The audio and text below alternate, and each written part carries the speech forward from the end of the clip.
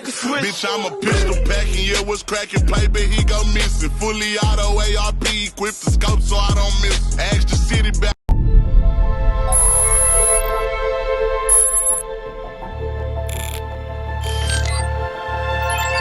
Avec vous, Lynn Rifaille. Bonjour Lynn. Bonjour Pauline. C'est la fin d'une époque pour le secteur automobile européen. Ce mardi, l'Union européenne doit adopter de manière formelle la fin des moteurs thermiques à partir de 2035. Place au tout électrique ou presque. Quelques mots d'abord avec vous, Lynn, de ce contexte historique qui acte donc la fin des moteurs thermiques au sein de l'Union. Oui, alors...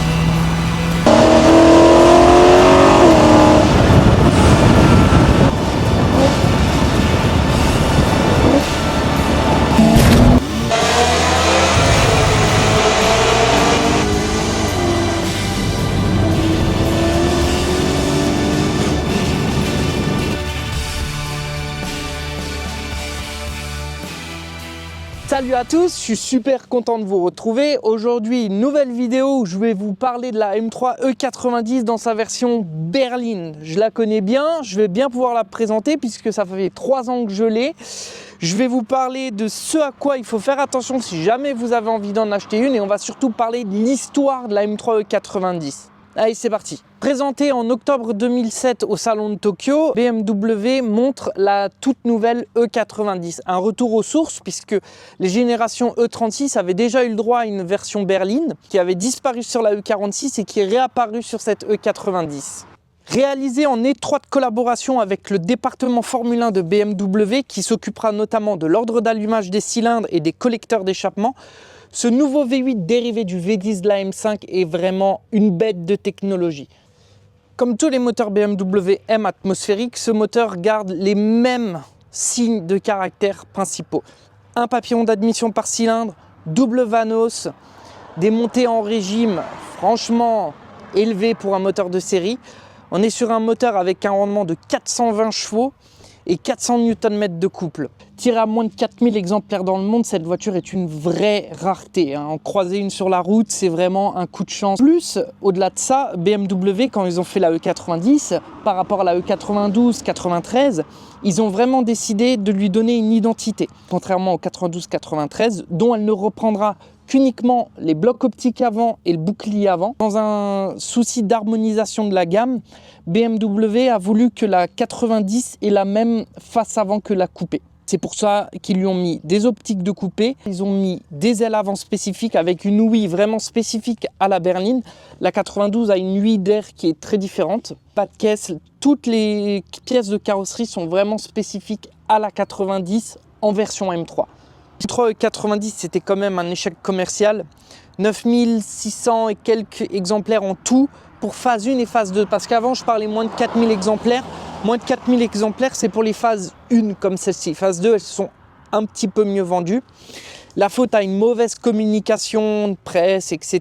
Donc aujourd'hui, ça en fait un collector. Pour en acheter une, il faut savoir que ce sont des voitures qui sont extrêmement exigeantes en entretien. Précieux à mort, hein, l'électronique, c'est une catastrophe. L'histoire de la 90, il y a eu encore plus exclusif, hein, puisque en avril 2011, BMW ont présenté furtivement un concept avec un V8 4 litres 4. Concept car est préfiguré pas n'importe quoi, a donné naissance à la GTS et à la CRT. Et la CRT, on va en parler parce que la CRT, c'était vraiment exceptionnel. 67 exemplaires dans le monde. Elles sont toutes en Frozen Polar Silver avec des touches de Melbourne Road, sièges baquets en carbone exclusif qui sont au passage 10 fois plus jolis que ceux de la GTS. Des trains roulants identiques à ceux de la GTS, donc avec des nouveaux freins Brembo, 4 pistons à l'arrière, 6 pistons à l'avant, une ligne d'échappement en titane, alors un intérieur avec pareil une banquette arrière exclusive en forme de 2 sièges baquets exceptionnels. La CRT avait aussi des pièces très exclusives comme un capot en carbone composite, technologie que BMW réutilisera pour les châssis des i3 et i8. Il y avait aussi une lame avant en carbone spécifique et les jantes 359M en noir satin. Pour conclure, je tiens à vous remercier d'avoir suivi cette vidéo. Une vidéo qui a été un calvaire à tourner, je ne vais pas vous mentir. J'ai dû refilmer plusieurs scènes, plusieurs fois. Lors du premier tournage, on parlait qu'elle était capricieuse, j'ai l'alternateur qui a lâché. Ensuite, elle m'a mis en défaut les airbags, j'ai dû l'emmener chez BMW, c'était une cosse de batterie qui foutait la merde. Et ce matin même, alors ça se voit pas parce que je l'ai réparé en catastrophe, mais ce matin, j'ai explosé un des flaps en carbone en allant tourner les premières prises de vue. Je vous mets des images, vous allez voir, c'est magnifique. J'ai refait en vitesse entre midi et 2. Au moment où vous regarderez cette vidéo, on a passé les 3000 heures de visionnage sur la chaîne, même pas un an. En fait, c'est énorme. Je ne m'attendais vraiment pas à ça. Je tiens à tous vous remercier du fond du cœur. C'est grâce à vous que je fais ces vidéos. C'est grâce à vous que je vais continuer de faire ces vidéos. J'arrive avec des tout nouveaux formats qui vont vous plaire. Et je vous dis à très bientôt.